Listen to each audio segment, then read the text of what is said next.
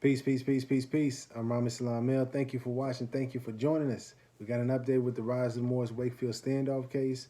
And we have a few different moving parts that I want to get to. First is the lawsuits, and then we'll get to the video footage. So just walk with me. It's a little bit confusing. Hopefully I can clarify for you. We have an update coming from, today we'll use patch.com. And this article was written January 6, 2022. Rise of the Moors woman sues state police for $70 million. Ayanga Bay is demanding $70 million in damages because she wasn't sent back to Arkansas after troopers found an unlicensed gun in her car. And this is coming from Haley Cornell of the Patch staff.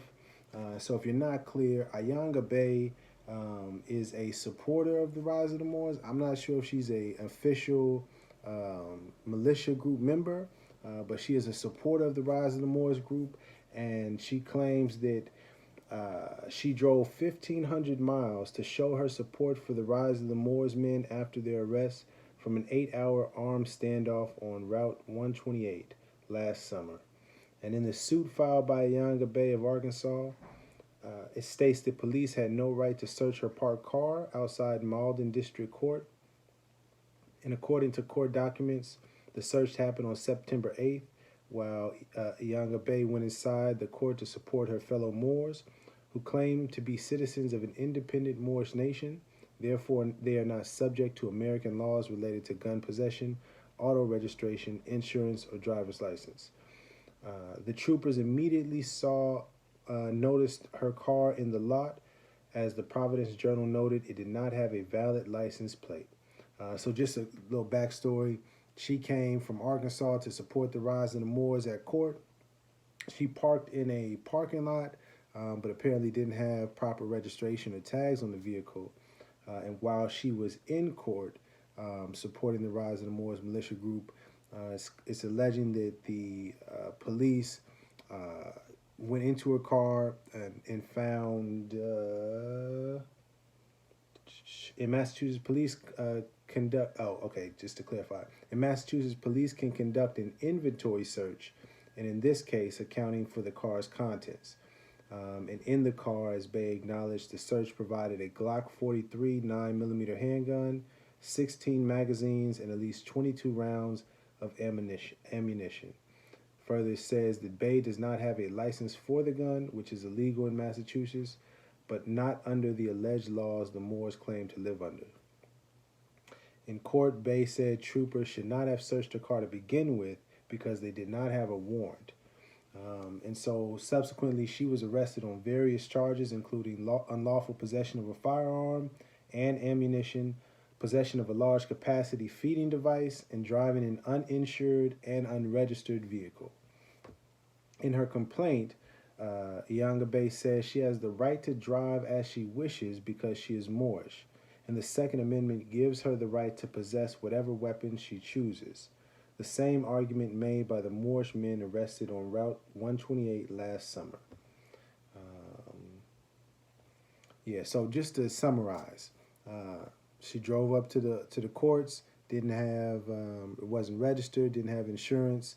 While she was in the courts, police searched the vehicle, found the gun that was unregistered, the ammunition. So as soon as she came out of court, they arrested her and charged her for those. And then also, if I'm not mistaken, subsequently towed her vehicle as well. And so she is suing, and actually, I'll pull it up real quick because there's the court document. And I just wanted to get this on the record, the remedy sought. So the court document that was filed on Ayanga's behalf, it states, for the remedy sought, an order of emergency writ for prejudgment writ, a repleaving without notice has been submitted, directing Stevens Automotive Transport, located such and such, to immediately return all personal property stolen from Empress Ayanga Bay, Sharaja Bay, excuse me if I pronounced that wrong, myself and others. $741 in tow fees accumulated and associated with the unlawful seizure of the Toyota Camry and its contents, a private personal property held in an unincorporated religious trust, the Glock 43 9mm with the factory manufacturer's case, a Samsung Galaxy S7, Samsung Galaxy Black, 6 rounds, 6 factory magazines, 10 round magazines, at least 22 rounds of 9mm ammunition, and private property religious plates, $4,500 taken as ransom, racketeering, and extortion, under the guise of bail money, all of which has been seized and held unlawfully pursuant to Mass General Laws, Chapter 247(7). So just to clarify, it seems as that they had to pay the bail money to the tune of $4,500. And then finally seeking $70 million for the damages mentioned above and continued acts of and attempts of human trafficking, deprivation of rights, extortion, genocide, ongoing bill of attainders, and financial, emotional, time-consuming inconveniences by third-party defendants. There is more than enough bona fide evidence on record to show the corruption and organized criminal actions of the third-party defendants. We have peacefully exhausted all measures, affidavit appearances, motions, dismissals, removals, et al. At the Massachusetts state level to resolve this matter many times.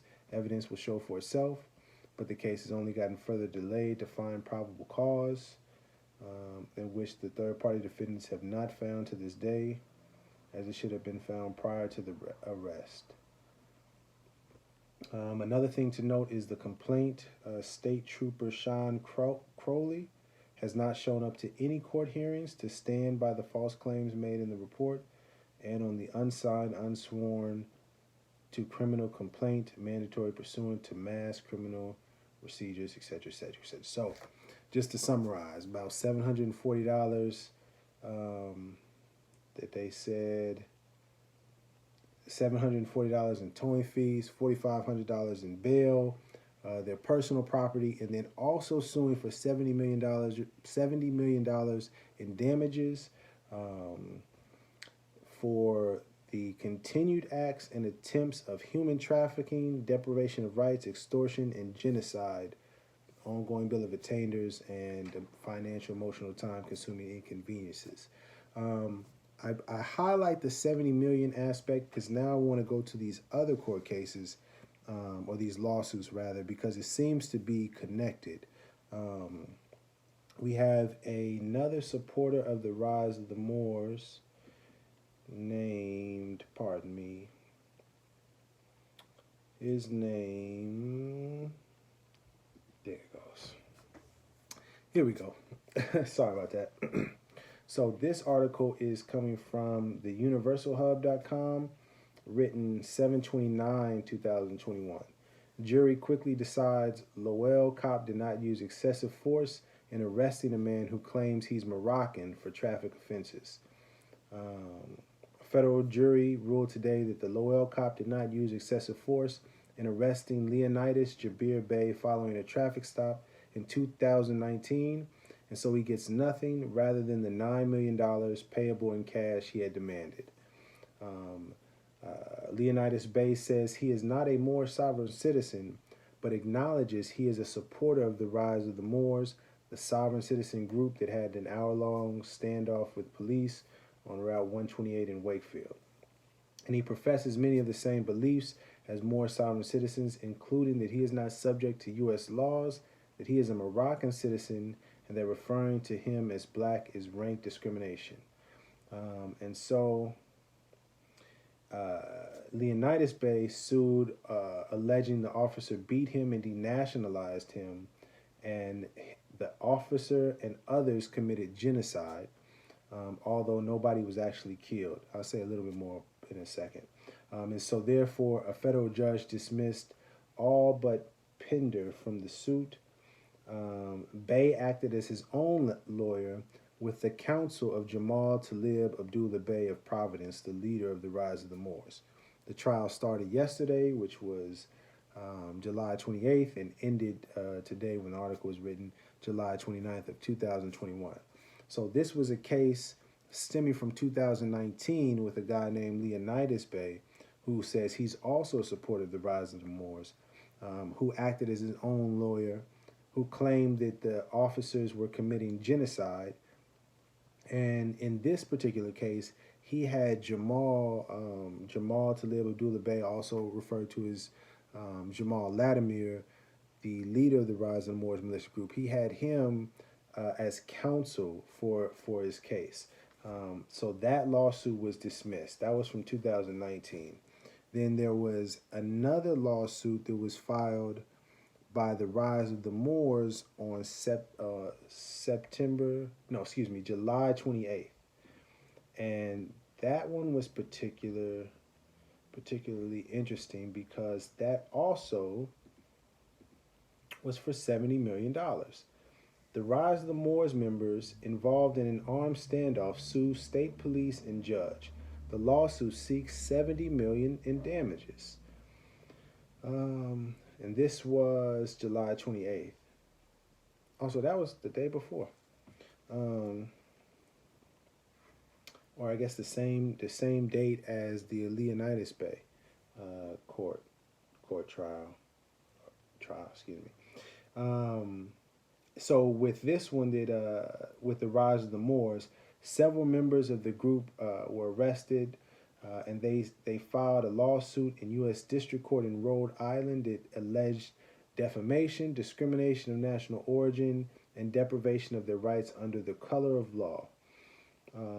If the courts continue their unlawful prosecution and/or conviction, they will be violating the claimant's civil, national, and human rights, the suit says. It seeks $70 million in damages.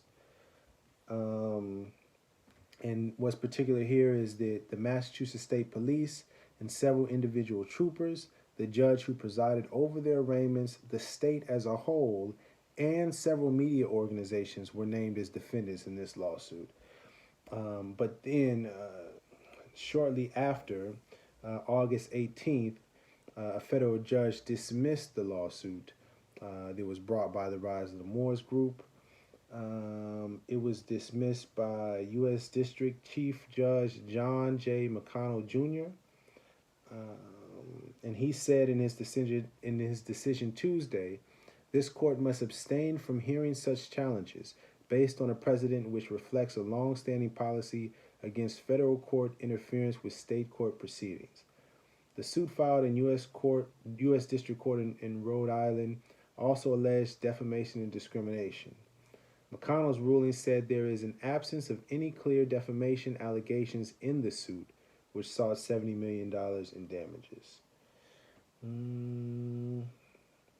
The plaintiffs represented themselves, also like in the Leonidas Bey suit. The plaintiffs represented themselves, and no defense attorney was listed in court documents. Yeah, that's all about that suit. So they brought forth the civil suit in July 28th, the Rise of the Moors, that is, and that was dismissed in August. That was for $70 million. And then after that, Jamal himself brought a suit, and this is coming from Haley Cornell also. September 15, 2021, I-95 standoff suspect sues state, demands money and written apology. And so in this article, it states that Jamal Talib Abdullah Bey wants $1,000 for each day he has been in jail since his July 3rd arrest, and a written apology from Governor Baker. That he wants $1,000 since his arrest, and a written apology from Massachusetts Governor Baker, Charlie Baker, and Attorney General Maura Healey. It says Jamal Talib Abdullah Bey filed a lawsuit in federal court in Boston this week. In his handwritten complaint, Talib says state police violated his Second Amendment right to bear arms when police questioned and after an 8-hour standoff arrested them during the middle of the night traffic stop on Interstate 95. He is suing over his arrest and ongoing jail time, claiming a violation of his Second Amendment rights. His complaint, as well as two others filed by more sovereign citizens against Massachusetts, cites multiple cases that he says protects the rights of armed militias to pack weapons and to protect themselves. In the lawsuit, states police discriminated against members of the group and allowed it to escalate into a standoff.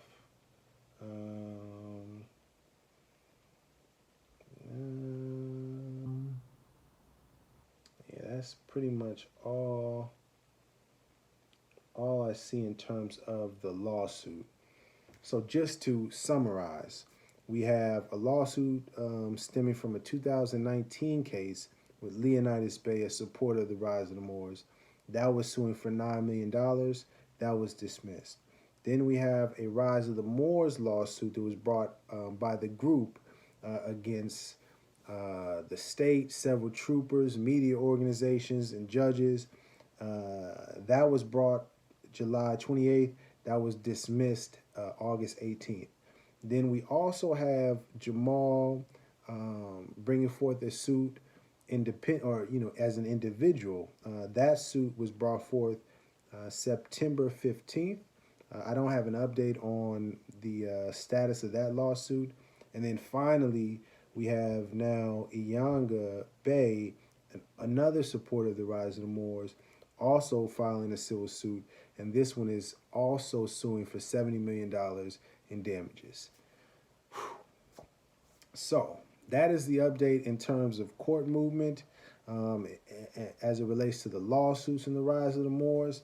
As it relates to the individuals currently still behind bars in jail, I haven't seen any articles in regards to that, but I do have a video from Jamal Latimer, Jamal Abdullah Talib Bey, his wife, girlfriend. So rather than me speak on that, I'm just going to play the clip. And again, once I see more news or get sent more news regarding this case or the Wakefield Standoff situation, the remaining people of the Rise of the Moors militia group that are behind bars, I do my best to present the information and the news to you. And I think that covers everything I wanted to cover. I just wanted to make a note, just a personal note, editorial note, that true Moorish Americans do not believe that we are not subject to U.S. laws or laws of whatever nation that we're living under. Please understand, if you're watching this, you're trying to understand what do these Moorish Americans, what do these Moorish people represent or stand for. Please understand that true Moorish Americans, we are taught to follow the law. We are taught to respect government. We are supposed to be becoming better citizens. And I just want to make that distinction clear because there is some confusion, and I understand that it is hard to differentiate between this Moor who says they're official and that Moor who says they're official. So humbly I say, if you are trying to understand what's going on with this Moorish movement and these Moorish American people who some say they're not subject to laws and some, please study Noble Ali first. Study the information and the teachings and the guidance that he brought forth, because that is the foundation. He was the founder of the organization, the Moorish Science Temple of America, this movement, and that is the best example to follow if you want to understand what Moorish Americans are about. And so with nothing else to say, peace, much love to you. Keep shining. Now let's roll the video, and until next time, peace. Remember, love instead of hate, love is the key. Love is the way. Much love to you and yours. You have a great day. I am going to read some of this because it's very important. And This is what it means to be upright, independent, and fearless. So, in the face of adversity, he still takes his stance of an upright, independent, and fearless Moor who cares for his loved ones. And so I will start. Hopefully you can see how he's writing these words, because how he's writing the words are important as well. So I'll go ahead and get started. Peace, Moors. I know it's late, but I appreciate you coming on here. I'm going to start this document that's written by Jamal Sleep Abdullah Bey. He wrote it on December 19th, 2021. It was his 171st day in jail.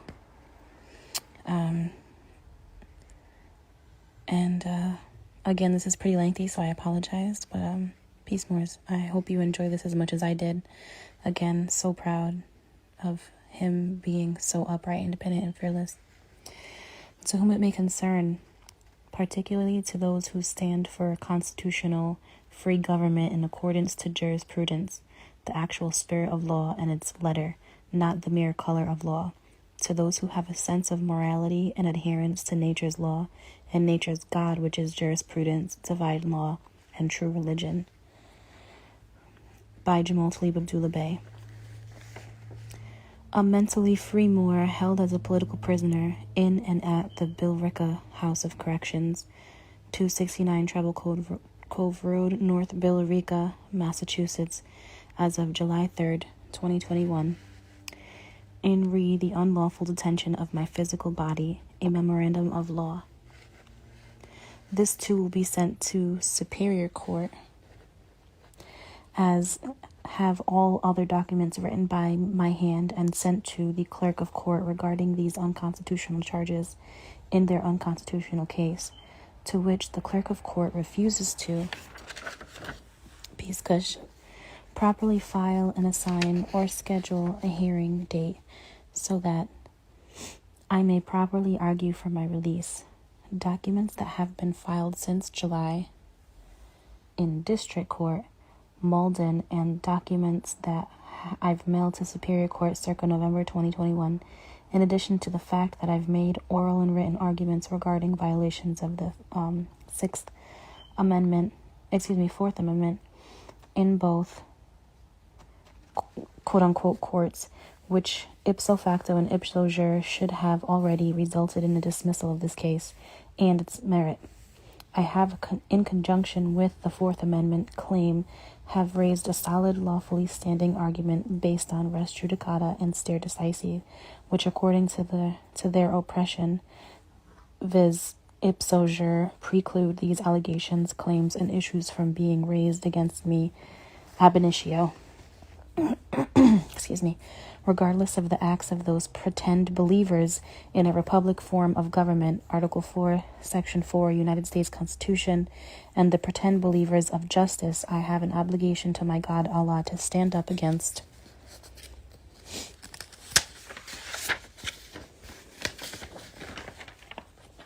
injustice and tyrants who hide behind color of office, color of title, color of authority, and color of law, as well as an obligation to my bloodline to restore the honor and nobility to my ancient Moabite, Moroccan, Moorish ancestors to time immemorial, and my current kin. Quran, Surah 8, Ayat 19. If ye sought a judgment now, hath the judgment come unto you, and if ye cease from prosecuting the believers, it will be better for you. But if ye return, we also shall return, and your host will avail you naught. However numerous it be, and know that Allah is with the believers in his guidance. Commonwealth versus Lefkouts, 20 Mass APP CT 513. Mental culpability is required as an element of all crimes. See in General Morissette versus United States 342 U.S. 246 260. United States versus United States. Gypsum Co. 438 U.S. 422 436. Commonwealth v. Mixer 207 Mass 141142. Intent is a required element in possession. United States versus Holt 464 F3D 101. An act is done knowingly if it is done voluntarily and intentionally, and not because of mistake or accident or for some other innocent reason. The militia and I did not intend to open carry our firearms in Massachusetts. We thought we were in danger, and for self-defense purposes, we kept and bore our arms. Self-defense is innocent and lawful. Finally, the Second Amendment's core purpose further supports the conclusion that the right to bear arms extends to public carry. The court in Heller emphasized that self-defense is the central component of the right itself. 554 U.S. at 559-128 SCT 2783 171 LED 2D 637. This purpose is not limited only to the home, even though the need for self-defense may be most acute there. And then more numbers. Self-defense has to take place wherever the person happens to be, and in some circumstances, a person may be more vulnerable in a public place than in his own home. Mass General Law, Chapter 140, subsection 129 CM, permits the temporary holding, handling, or firing of a firearm where such holding, handling, or firing is for a lawful purpose. Self-defense and self-preservation is a lawful purpose. This is literally Massachusetts' own laws right here. I'm going to read it again. Mass General Law, Chapter 140, subsection 129 CM. Permits the temporary holding, handling, or firing of a firearm where such holding, handling, or firing is for a legal purpose. Self-defense and self-preservation is a legal purpose. Young versus Hawaii 896 F3D 1044. Second Amendment encompasses a right to carry firearms openly in public for self-defense because bear implied such a right. Let me know if you guys can still hear me, because sometimes this audio cuts out on this phone. Brumley versus Commonwealth 413, a whole bunch of numbers. Knowledge of firearms alone does not create reasonable suspicion that officers were in imminent peril. United States versus Robinson 814 F3 201 2016. Constitutional and statutory rights for individuals to bear arms at home and in public applied to all, and courts had obligation to protect those rights. Commonwealth versus Kelly 484 Mass 53. Carrying a weapon is not standing alone and a weapon is not standing alone, an indication that criminal conduct has occurred or is contemplated. Commonwealth versus Miller. All of this. If you want to know any of these specific things, just let me know. We generally presume that criminal liability will not be imposed without some level of mens rea, which means a guilty mind. Gun bans did not change the amount of gun violence. See Miller versus Bonta. Then it can be argued that licensing requirements don't lower gun violence. Even during an outright ban, federal and state statistics show the same amount of violence. If anything, one can argue that making mere possession a crime only increases the amount of gun-regulated arrests and increases the number of gun crime and conviction, although absent an actual injury, loss, criminal agency, criminal act, and absent criminal intent.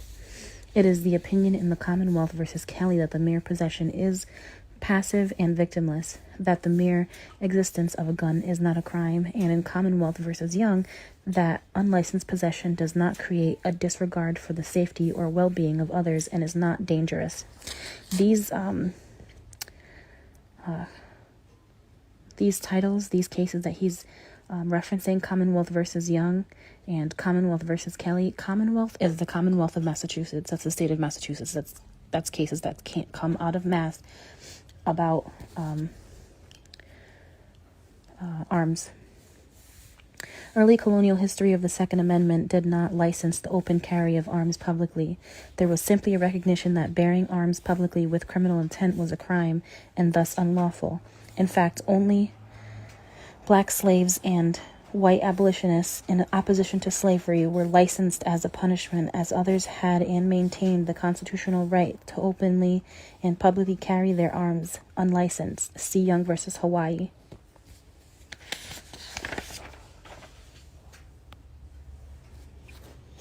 United States versus Mason. Innocent possession defense can be invoked where the record reveals that 1. The firearm was attained innocently and held with no illicit purpose, and 2. Possession of the firearm was transitory. 1. My rifle was slung in an innocent manner, slung on my non-dominant side with no illicit intent or purpose, and 2. We were transitioning from one state where we could legally possess our arms to another. United States versus Cherry. U.S. Courts of Appeals recognizes the innocent possession defense in situations in which the defendant can establish a justification like necessity or duress. We were under the unlawful and present threat of death or serious bodily injury. It was late. I think that says late. It was something dark, and an unidentified vehicle stopped behind us. It could have been a criminal like Dylan Roof or the murders of Ahmaud Arbery or George Floyd.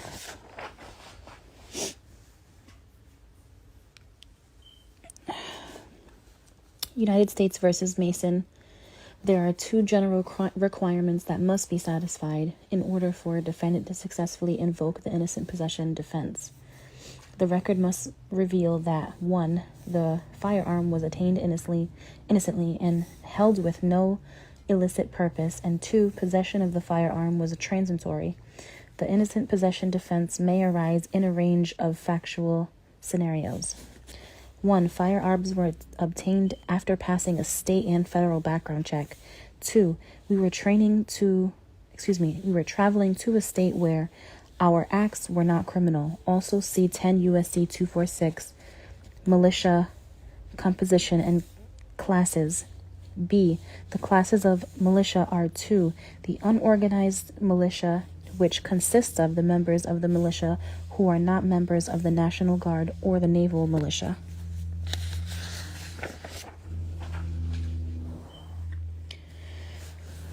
Commonwealth versus Sweeting, Bailey, December 22, 2021, Supreme Court. This court is very concerned about the disparate impacts automobile stops have on persons of color and the national statistics on the fatalities suffered by such communities at the hands of police officers. All too frequently, the prohibition against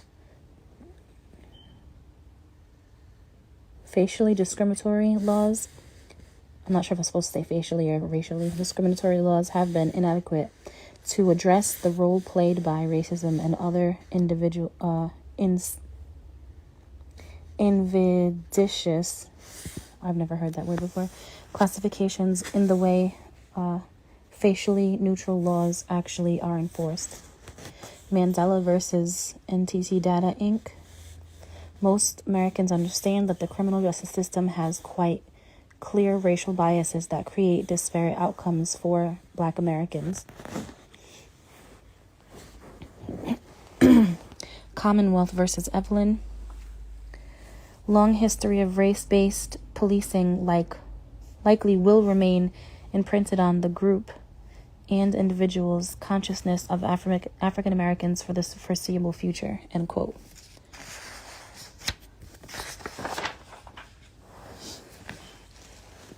Commonwealth versus Sweeting, Bailey continued. Anyone's dignity can be violated by an unconstitutional search. However, it is no secret that people of color are disproportionate victims of this type of scrutiny. End quote. Utah versus Streif. This disparity is due in part to the powerful racism stereotype that Black men are violent prone. Buck versus Davis. Annotation. The proper identity for people of color, Black Americans and African Americans, all in quotes, as a national identifier is Moor, Moroccan, Moorish, and or Moorish American. See etymonline.com's definition of Negro, and one will find the proper noun Moor as opposed to the adjective Black. In addition, there is a difference between racial discrimination and discrimination based on national origin. See Peoples versus City of Detroit. Here, plaintiffs allege that they were all laid off at the same time because of either race or national origin discrimination. But as is clear, plaintiffs do not allege the same exact claims. Plaintiff Riviera alleges national origin discrimination, and the remaining plaintiffs allege race discrimination. ... Plaintiffs cite no case law, nor do they agree that discrimination claims for national origin are substantially similar to those of racial discrimination claims. In the above cited case, only Rivera, who claimed a nationality, had rights to sue. See Henry Kimball Black's Law Dictionary, 4th edition. Nationality determines one's political status, especially with regards to rights and their enforcement, along with the right to sue. Since Black, African American, and coloreds are not a nation or a race, these persons have been subject to unfair treatment. There is also no legal technical signification to the phrase colored person, which the courts are bound judicially to know. See Posk A versus Dowse. The case law I used in reference to Blacks who are denationalized is used to show, despite our true identity being used, Moors are discriminated against, the subjects of genocide, erroneously called racism. Attached are excerpts from Young versus Hawaii, United States Court of Appeals for the Ninth Circuit, February 12, 2018, argued and submitted, Honolulu, Hawaii, July 24, 2018, filed this number, Judge O. Scanlane. You will see there is an unlicensed right to openly carry, keep, possess, and bear arms. You will also see that so-called Blacks and those who oppose slavery were the only ones required to have permission to bear arms publicly via licenses. See also attached definition of license from the Henry Campbell's Law Dictionary and the Christian Black Codes of 1724. Jamal Talib Abdullah Bey, Allah Akbar.